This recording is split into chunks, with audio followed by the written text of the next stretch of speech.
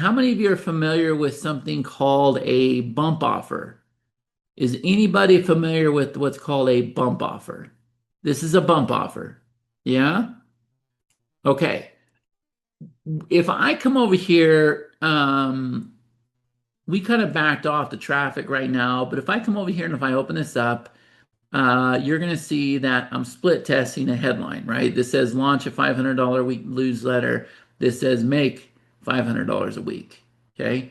And so far, we haven't had a lot of traffic yet, but you can see that this one right here is getting a better opt-in rate. Okay. So the market's starting to burn out from our creatives and everything, which could be expected. But you can see I got all my history here. Yeah. So this was our very best. I haven't been able to get past 12%, but I also haven't been able to be really focused on it. But you can see I put my results here and everything else. This is really cool. But what we've been wanting to test is this down here.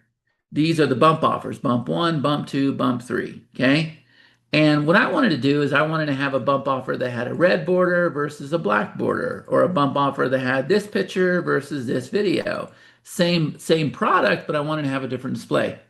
We couldn't do it, and the reason why was because they tied the bump offers to the product. So this week we fixed that. However, I didn't want to break everything that you guys had going on. So I'm going to show you right now because this is a little bit confusing. If I'm in this page and I think this one has a bump offer. If I go over here, let me click here and see. Yeah, okay, there's the bump offers. There's one, there's two, there's three. Okay, so if I go in this page and if I come over here to my bump offer section, let me click here, let me get to it. This was a huge foundational change, guys. Notice here, if you're going to create a bump offer and tie it to a product, and you're going to use that product in multiple funnels, multiple pages, and everything else, you always want to have the same bump offers. Then guess what? Leave it linked to the product, which is what you guys currently have. However, if you're like me and you want to split test your bump offers, which you should, now you can tie the bump offers to the page. Does that make sense to everybody?